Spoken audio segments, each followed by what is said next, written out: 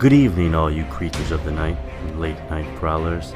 This is the latest podcast episode in gore and guts, slashers, screams, and squeals, the paranormal, extraterrestrial, and the fucking supernatural. We're talking about all the movies that conjure up your nightmares. This is It Records. I'm your host, Matt Johnson, joined as always with the fantastic, the creative, the ever-charming Peter Hansen. Peter? Why do you always do this to me? It's just how I feel. I got to express myself to you, Pete. Always give me such a warm welcome, and then I'm like, "Hey guys, I'm doing good."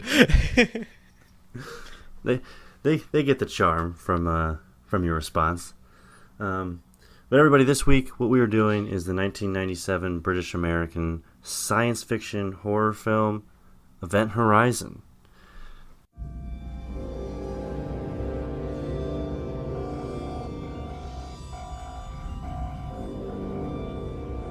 At 0300 this morning, TDRS picked up an automated navigation beacon broadcasting at 2-minute intervals in Neptune orbit. This is incredible. It's the Event Horizon. She's come back. The Event Horizon was the culmination of a secret government project to create a spacecraft capable of faster-than-light flight. The ship doesn't really go faster than light. What it does is it creates a dimensional gateway that allows it to jump instantaneously from one point of the universe to another light years away. Where's she been for the last 7 years, Doctor? That's what we're here to find out. After 7 years in deep space, There were 18 people on board this ship when it disappeared. I want them all accounted for. Opening outer door. it came back abandoned. Any crew? Negative. This place is a tomb. But it didn't come back alone. Captain Miller! I've got some problems here! This ship has been beyond the boundaries of our universe. Who knows where it's been and what it's brought back with it. Did you hear that? What is it? The ship is reacting to us and the reactions are getting stronger. What are you telling me? That this ship is alive? I have such wonderful things to show you. Oh my God! It knows my secrets. It knows my fears.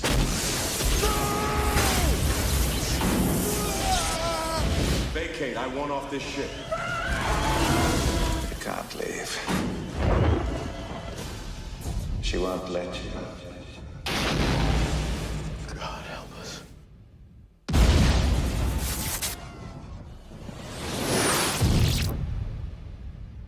This is one of the second times I want to say we've done a sci-fi horror film, so we'll address that again.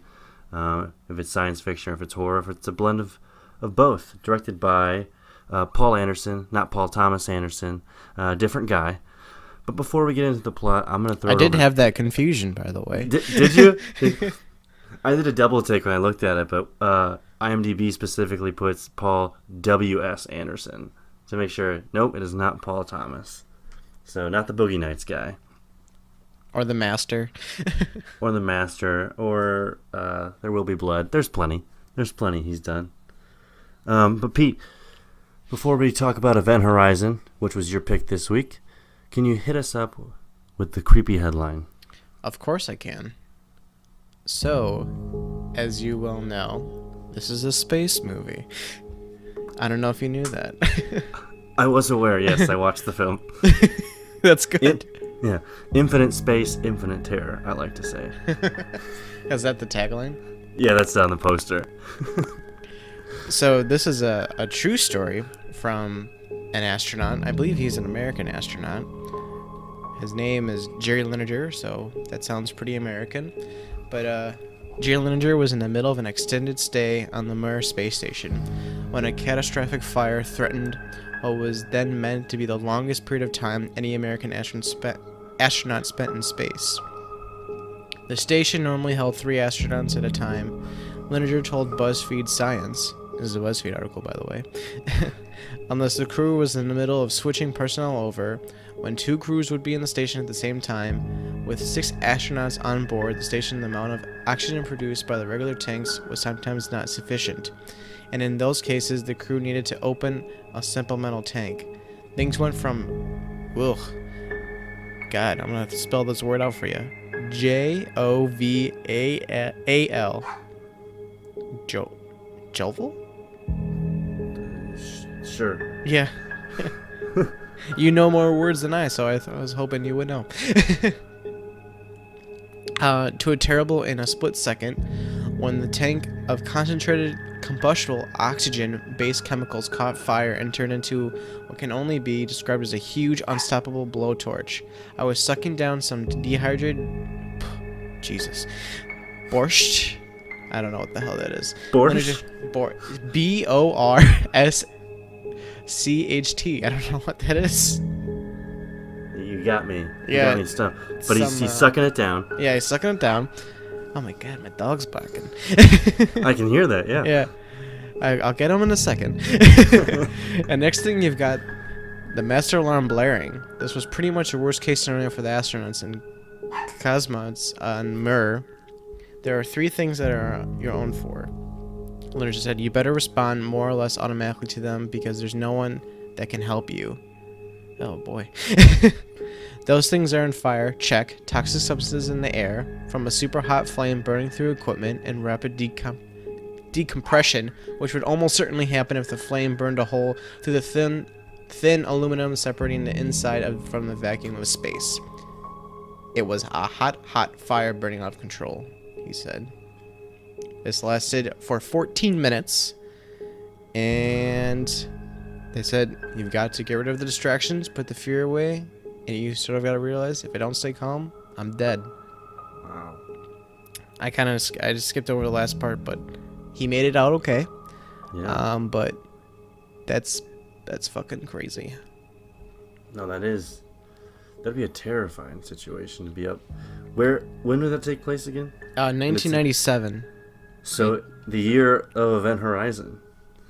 Oh, wow, I didn't even realize that. Yeah. So, man.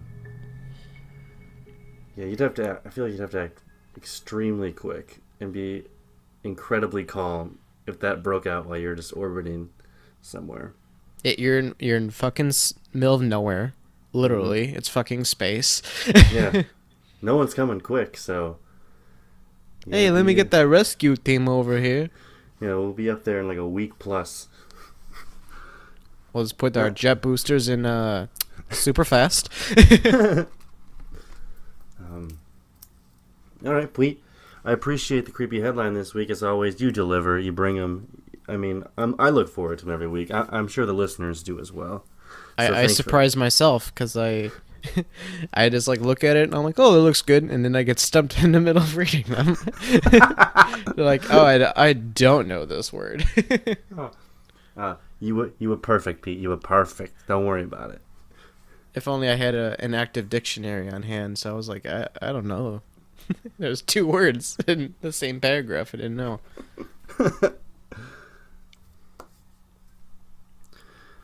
Okay, with that being said, guys, if you haven't seen Event Horizon, we're going to dive into it. I hadn't seen it. This is my first viewing. But the synopsis, it's a space movie. A rescue crew is sent to investigate a spaceship, that's the Event Horizon, that's disappeared into a black hole somewhere off of Neptune, going on a mission to see the lengths of the solar system.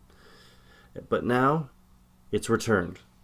They've got a radio communication from it. The rescue team is out to investigate. But now that this Event Horizon has returned, it seems to be with someone or something new on board. And that's where we take off.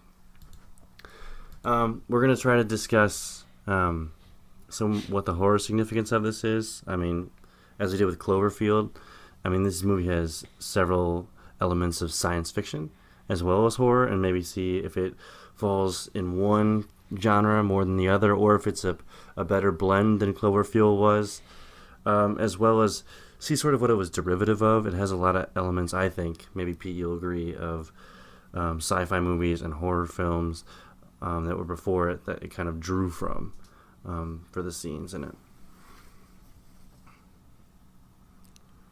I was just thinking when you're talking about that, how many sci-fi horrors were before this? Like I want to. It's definitely not the first, but like of this kind, I feel like it's kind of ahead of the curve because we were talking off mic about Sphere, which is very similar, and it was a year after this. Mm-hmm. And but there's Sphere... oh no, go on. I was going to say Sphere was also a book, though, that predated the Event Horizon. That's true. So the story was out there. The movie was just a year after. But go on. And I was going to say that, and then there's like Europa Report, which is like another sci-fi horror. God, what else? Isn't like Mission to Mars, kind of? Mm-hmm. But those are after. Yeah, I was just saying like, I was trying to say like, space it's ones? Like, of like space horror, like Pandorum or like Aliens, Sunshine. Oh yeah, I guess you got me there. Yeah, Alien. That predated it. Solaris. Was that before it or after it? Well, see, I think I'm confusing Solaris now. Is that? Are you thinking that Russian movie? Is that the one? Yeah. From the 70s. 72. Yeah. Yeah. Okay, so I guess there's definitely a couple out there, but like I feel like the tone that this one presents is kind of like how a lot after it kind of emulated it. Like I kind of feel like a lot of these took after Event Horizon for some reason. And I get what you're saying. I feel like this came out in '97. A lot of early 2000s, mid 2000s space movies came out that were maybe more science fiction or science fiction thrillers, but followed this same kind of tension and feel. Yeah, yes. Like you said, Mission to Mars, Red Planet was out there. Around the year 2000, I feel like a lot of space movies. There's a huge push for space movies. Like even this one's more thriller horror, but like Armageddon and like Deep Impact, all those came out around. Or the Core, even though that's not space, it's like the opposite. It's like, we're going into the Earth. yeah, but Sphere's like that too. Sphere is like space related, but they go in the ocean and meet these aliens. So there was some fascination during that time period. But with that being said, it might have been ahead of the trend there. I do think the actual plot took a lot from movies that predated it. Yeah, that's fair. And I guess we can get into that by just kind of going through the plot with people and giving examples. So the movie starts out, there's a rescue team that's going to find the Event Horizon somewhere around Neptune. Year 2015, everybody. That's the first opening credit. We have a colony on the moon. The movie takes place in 2047, correct, Pete? Yeah, or is it 2050? Between 2047 and 2050. Yeah. That time? Okay. And that's where it takes place, but 2015 is basically the year that we start exploring space. And we have colonies on Mars now in this movie. So Event Horizon sent to... There's woman there on Mars, right? Isn't that what one of the guys says? Yeah. Mm-hmm. What is it, Dr. DJ? Trauma Dr. DJ? Is that what he said? Yeah, something like that. Yeah. Who's played by... what is it? Jason Isaacs is in this movie? Yeah. And with that, this Sam Neill, who's Alan Grant, by the way, in Jurassic Park, is in this movie, and Lawrence Fishburne. So there's some big names. You got some big names in this film. It's just weird seeing... I've seen Sam Neill in, like, a random amount of horror movies, and it's always weird seeing him as, like, the bad guy, because I always see him as Dr. Alan Grant. Right, okay. If we can address this point, we kind of... Spoilers, I guess. He says seeing him as the bad guy. Sorry. Oh, no, but I'm just saying he progresses to the bad guy in this movie, which was like a 180 turn for me. And I didn't feel terror from him. I just kept seeing Alan Grant, the guy from Jurassic Park, and I'm like, you can't be this menacing demon type person. He's also a really weird character.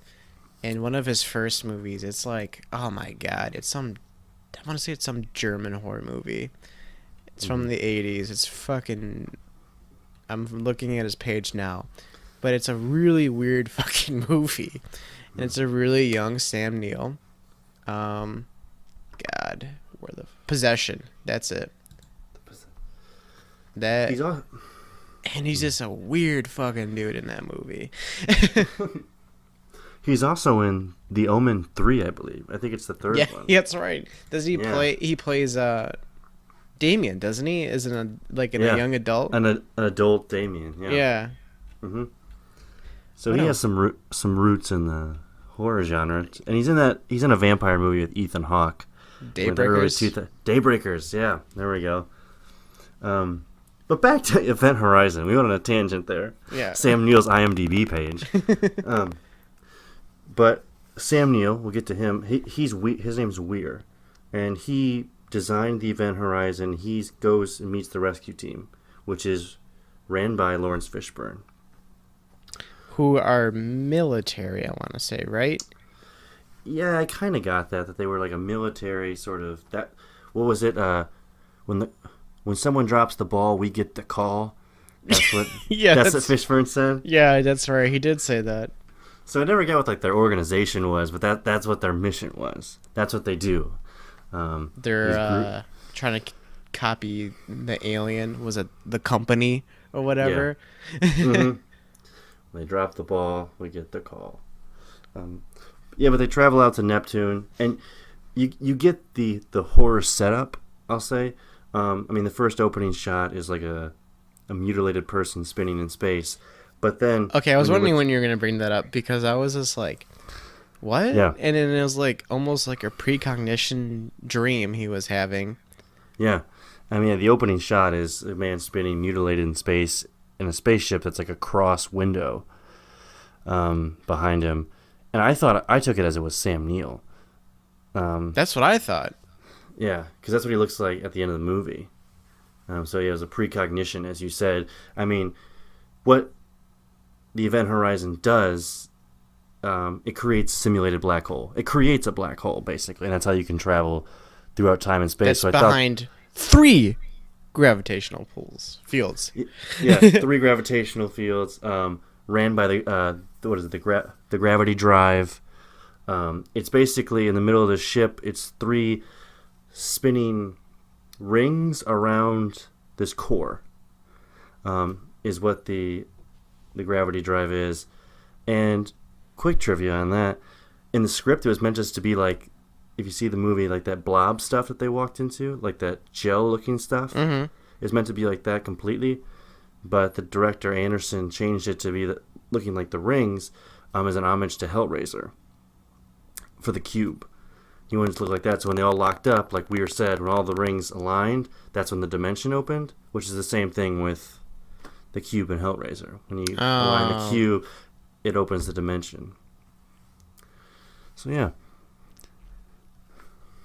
Fun little fact, because another I was almost say off camera. We're on a mic. We talked about how Clive Barker was involved in like early drafts with this. And do you know any more about that? I know that he was involved in pre-production, and it went through a lot of rewrites. He doesn't get any credit. That's for sure. He doesn't get any credit for writing on it or anything. There was another writer who helped and got credited later on. But going with that in pre-production and the writing, it ran 130 minutes. The original screenplay, and they have the footage, and Anderson initially released it with that. And Paramount, who was the studio who did this, told him to cut it at least 30 minutes. It was too long, and to tone down the violence. It got an NC-17 rating. First time through. It actually is quite violent for what it is currently, what I saw. And I wonder if that cut still exists. I wonder what that looks like. I wonder if it helps at all, because, it's really weird, because we were talking about this earlier, that I thought this was a movie based off a book, but the movie, like, I could tell went through a lot of rewrites because they really, like, dumbed down the dialogue, because there's always like, hey, speak English to me, you know, I don't know, like, what you're talking about. Yeah. Like, I was like, do we really need that? Like, you have that in, like, every space movie ever. Yeah. And speaking, they had the classic how to explain a black hole scene. Yeah. In this movie, that's also an Interstellar, where they fold the paper, poke the pencil through. That's how space travel works. Yeah. They had that in here. No, but I think a lot of what, like, the confusion or, like, the hurriedness of this movie comes through is, I mean, it was 130 minutes originally. They said just trim it to 30 minutes, cut out a lot of the violence, which would have been, I mean, it's a pretty gory movie to some, I mean, in some of the scenes, especially when they're in the other dimension, you had to cut it down. And it was filmed in 10 months. Completely in 10 months. That's a long time. But they were saying with the special effects that they wanted to put into it, he kind of had to rush through the actual filming of the movie. The rotational shot of the space station at the very beginning, orbiting Earth, took a third of the budget and took them several months to develop, so they kind of just flew through it. I was gonna say they were really confident with their special effects in that movie. Like when they first arrive on Event Horizon, they're like, "Oh, look at all this shit floating around." And you could definitely tell it was computer generated. Yeah, it did not age well. Yeah, I didn't think that CGI stuff. It did not. And the goop looked bad. Yeah, I agree. But like, I don't know. Like some, like I thought their suits looked pretty cool actually. The space suits.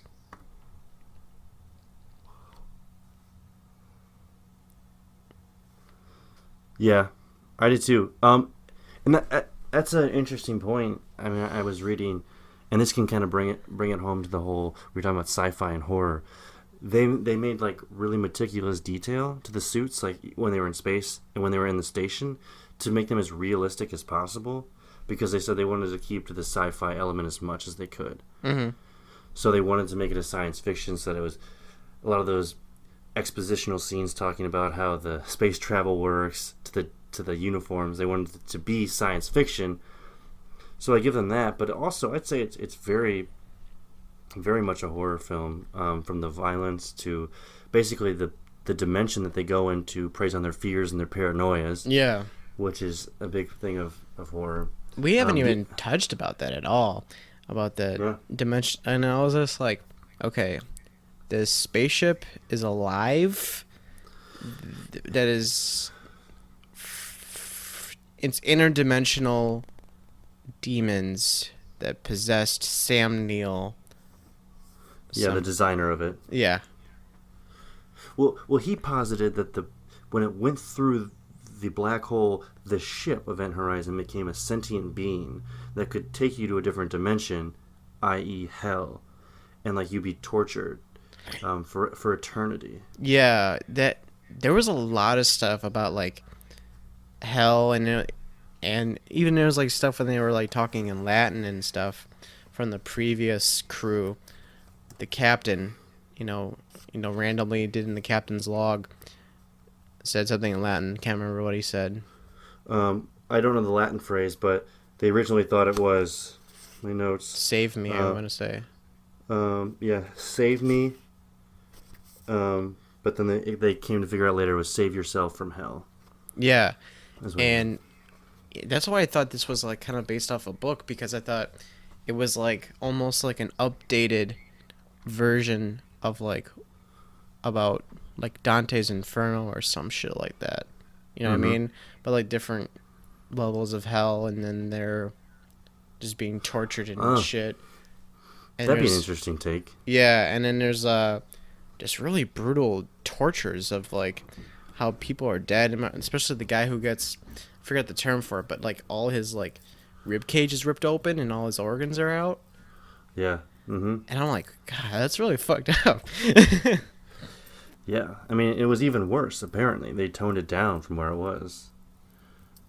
And then that's where I kind of like, I give the movie props, is that it's very violent, and like it's weird to give a movie props for that, but it gauged my attention and helped its thin plot a little bit because it used it effectively, especially like Sam Neill's eyes. Like, oh, they look so fucking disgusting when they're all cloud out and shit. Mm-hmm. Yeah, that was a common thread. The eyes being gouged out and the eyes being different colors. I have a random complaint. It was really weird to me that there was a relationship between like a Justin and like some other woman character. Can't remember her name. Is it? Oh, please tell me. I forget her name, but I know who you're talking about. They're like Mama Bear and then like Baby Bear. I was like, are they related? Like, what's going on? That came out of nowhere, but Lawrence Fishburne then called him Baby Bear. Like in the same scene where he like is going to save him from going out into space. Yeah. And he calls him Baby Bear, and that was never mentioned before. I was really thrown off by that because I was just like uncomfortable. I was just like, why are they calling him Baby Bear? It's so weird. It's all right, Baby Bear. What? Yeah, it was a very uncomfortable scene. Don't open up the outer door. It's okay. Come back to me. I'm like, what? Yeah. And then he's like, oh my God, I can't take it. Yeah. I don't know how decompression works, but I'm going to say it doesn't work like that. No, I don't think so either. But going with lines, Pete, the Mama Bear, Baby Bear, I have a favorite line in this movie. It's one of my favorite lines so far that we've done on the podcast in a movie. Do you know which one it is from this film? And I prefaced this before, so I gave you time to think if you can. Yeah, I want to say, oh man, does he say it right before he hits him with that like little core thing? Is that the moment? No, it's what's the actress? It's the woman. Lieutenant Stark says it. Jolie Richardson's character, and it's like right when they enter the event horizon for the first time. Oh God! Just tell me, I can't think of it. She sees like that floating person, like they see a dead body, and it's like floating, and it's like ice cold, and then they turn the gravity off, yeah. And it goes to the ground and shatters, and she whispers on the microphone to everybody, "Corpsicle." Yeah, and I was like, "Whoa, so insensitive, Lieutenant." That's a corpsicle. Whew. Unneeded line, but I'm happy it was in there. There's a couple of like lines like that where Cooper said something. I want to say it was Lieutenant Stark or whatever. Is it Stark or? I think it's Stark. Yeah. Yeah. She like wakes up and he's like, "You want to wake up with something warm and black inside of you?" Yeah. And then he was talking about coffee, and I was like, "This is really uncomfortable." And she brushed it off like it was nothing. Like that's aggressive. And then and Lawrence Fincher's like, "I want you all on the deck right now." He's like, "Can I get dressed first?" And he's like, "I do mind. Get your ass on the fucking deck." Oh, man. Lawrence Fishburne's character in this movie was such a hard ass and like a dick, but I had to root for him in the end. He switched and became the protagonist, and Sam Neill became the evil guy, and I was like, this guy's been a dick the whole movie. He's been just yelling at people, not giving a shit. And now we're supposed to root for him at the end. Yeah, and he has this little moment of redemption too, because we find out that he leaves a man behind in a previous mission where he is burned alive. Kind of similar to my creepy headline, but thankfully no one was injured in the real life thing. But yeah. They said that like the way they described it in the movie, that fire is like liquid that just like flows really quickly at you. Mm-hmm. And that's just a weird image. And then there's this like a guy who keeps haunting him that could physically abuse him. It sends him flying. Yeah. And the sound effects are quite strange, especially the fight between Sam Neill and Lawrence Fishburne. They're like, bah, bah, bah, and they're like fighting, and he's just like being slammed. He's getting pushed against the water, and I was just like, this is almost comical right now. We have the clip of that one. If we can pull it, and put it on. Yeah, let's put it on right now. Yeah, all right.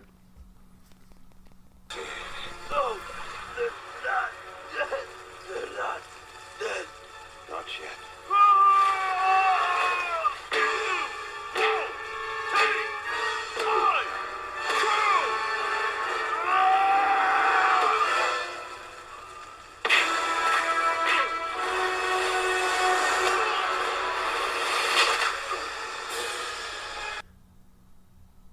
All right, that was a fight scene.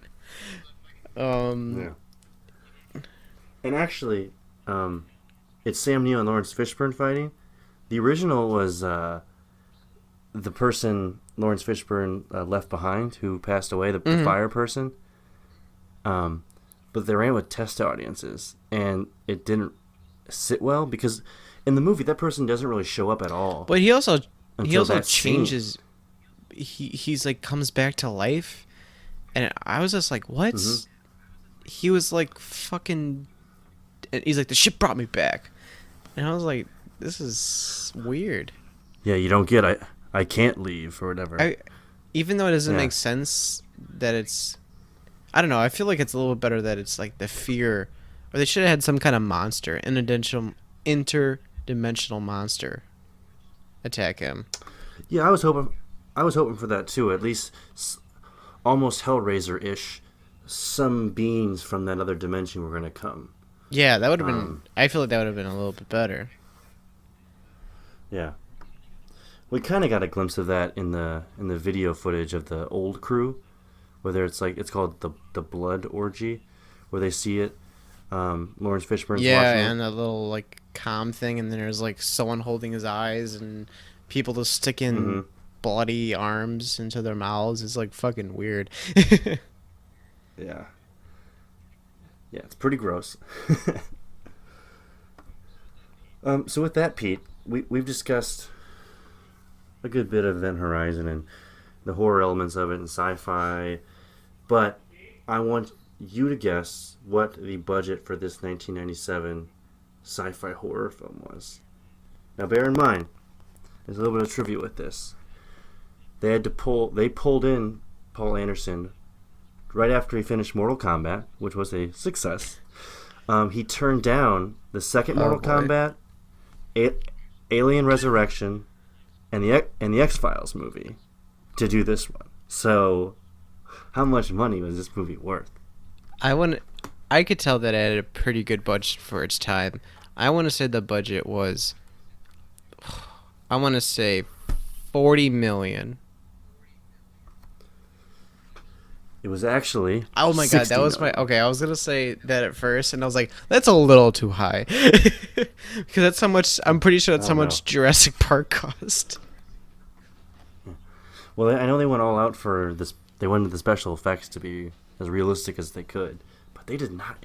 Like, I think 2001: A Space Odysseys, what they did, which wasn't even like really CGI, was way better than this 1997 major budget. You know, you're comparing apples and oranges, but you're absolutely correct, because you know, it's just that's like a classic sci-fi movie, and it's like I don't even know how he fucking did 2001. What's his Kubrick? That couldn't think of his name for a second. Well, he was a genius, so you got that. All right, Pete. This is the time we usually talk about sequels, remakes, and even prequels, if they got it. This film doesn't have any, as far as my research showed. There's nothing on the horizon even, except Paul Anderson talked about maybe combining the old footage together and like a director's cut. He said it's pretty shoddy, like what they have still. It's not that good quality, but he's talked about adding those extra 30-plus minutes of the stuff that was unrated. Yeah. I'm surprised that actually hasn't happened yet, because I feel like a lot of horror films have done that like I feel like the fans have been calling for it. Not saying that this has like a lot of fans or not a lot of fans, because I don't know. But that you see that happening a lot with a lot of horror film fans now, that we're able to get the movie with like a really good quality, like on Blu-ray or digital, whatever you want, and usually with the with the director's cut, because that's usually the best cut. I'll argue not always, i.e. The Exorcist. In my opinion.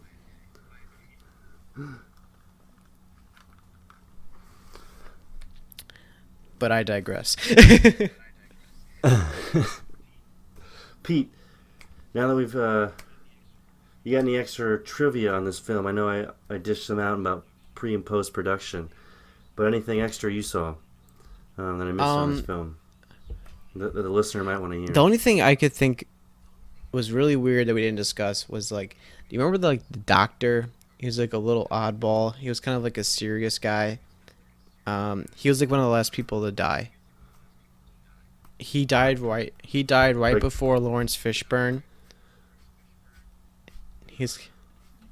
What, like in the explosion? Oh wait, I think he did. No, not the explosion guy. That's the pilot. Yeah. This guy. Jason Isaacs, Dr. Was Trauma? it DJ? Yes, it is DJ. Okay. When someone's freaking out and he uses a scalpel to like threaten him to calm down, and then he's like, "Get a hold of yourself," and then he like kind of drops it. And he's like, "Oh, what's wrong with me?" Yeah. What was that all about? I don't know. He just freaked out. I thought maybe in like a deleted scene somewhere, they have some sort of like storyline of how the fear was taking over him, or he had some connection to the other dimension. But it really is out of place. I was almost thinking that maybe each member kind of had like their own toss with like being possessed by the ship. Mm-hmm. So I don't know if that was ever a play in the original cut, because that would make a little more sense. And I think other characters kind of have that moment too, because they keep seeing. Because I feel like when they're seeing things, they're almost like being possessed by the ship in that moment. Sure.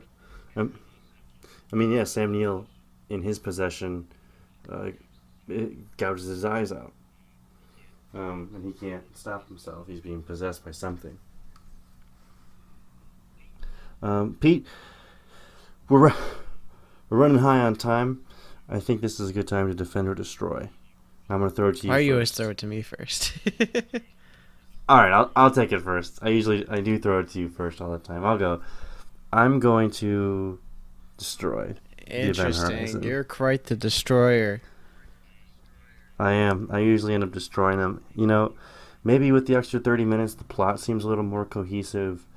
It definitely had a lot of horror elements, but it seemed to me really derivative of a lot of other horror. And to the extent horror is reflexive, so it like knows what its predecessors did, but it seemed it just took those elements and didn't really have any inspiration other than what they did. Like I see Hellraiser a lot in this one.